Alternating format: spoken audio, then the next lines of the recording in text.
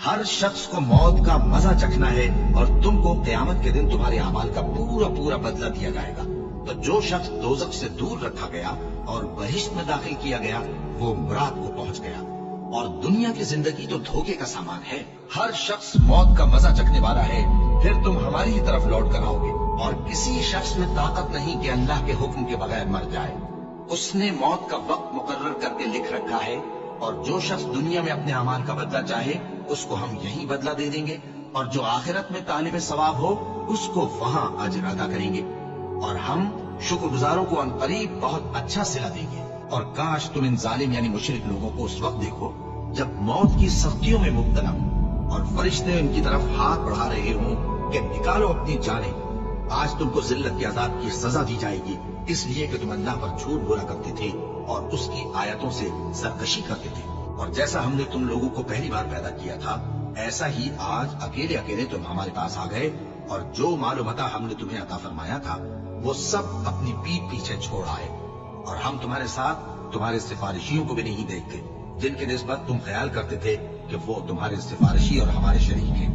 آج تمہارے آپس کے سب تعلقات منقطع ہو گئے، اور جو دعوے تم کیا کرتے تھے سب جاتے رہے۔ ان فرشتوں کی قسم جو ڈوب کر کافروں کی جان کھینچ لیتے ہیں، اور ان کی جو مومنوں کی جان آسانی سے نکالتے ہیں۔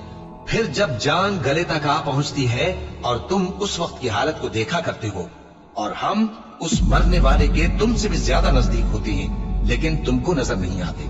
بس اگر تم کسی کے بس میں نہیں ہو تو اگر سچے ہو تو تم جان کو لوٹا کیوں نہیں لیتے؟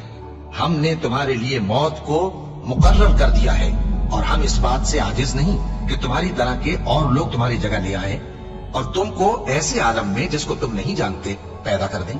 ہاں، جب جان گلے تک پہنچ جائے اور لوگ کہنے لگیں اس وقت کون جھاڑ پھونک کرنے والا ہے، اور اس جاں بلب نے سمجھا کہ اب جدائی کا وقت ہے اور پنڈلی سے پنڈلی لپٹ جائے، اس دن تجھ کو اپنے پروردگار کی طرف کھینچے چلے چلنا ہے۔ پھر ایسے مغرور نے نہ تو پیغمبر صلی اللہ علیہ وآلہ وسلم کو سچا جانا اور نہ نماز پڑھی لیکن جھٹلایا اور منہ پھیر لیا، پھر اپنے گھر والوں کے پاس اکڑتا ہوا چل دیا۔ خرابی ہے تیری، خرابی پر خرابی ہے، پھر خرابی ہے تیری، خرابی پر خرابی ہے۔ کیا انسان یہ خیال کرتا ہے کہ اسے یوں ہی چھوڑ دیا جائے گا؟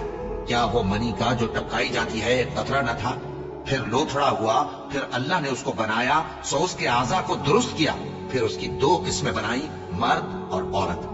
کیا اس کو اس بات پر قدرت نہیں کہ مردوں کو زندہ کر دے؟ اور جس کا نامہ اعمال اس کی پیٹھ کے پیچھے سے دیا جائے گا تو وہ موت کو پکارے گا اور دوزخ میں داخل ہوگا۔ وہ اپنے اہل و عیال ہی میں مگن رہتا تھا، وہ تو خیال کرتا تھا کہ اللہ کی طرف لوٹ کر نہ جائے گا۔ کیوں نہیں؟ اس کا پروردگار تو اس کو دیکھ رہا تھا۔ سو میں شام کی سرخی کی قسم کھاتا ہوں، اور رات کی، اور جن چیزوں کو وہ اکٹھا کر لیتی ہے ان کی۔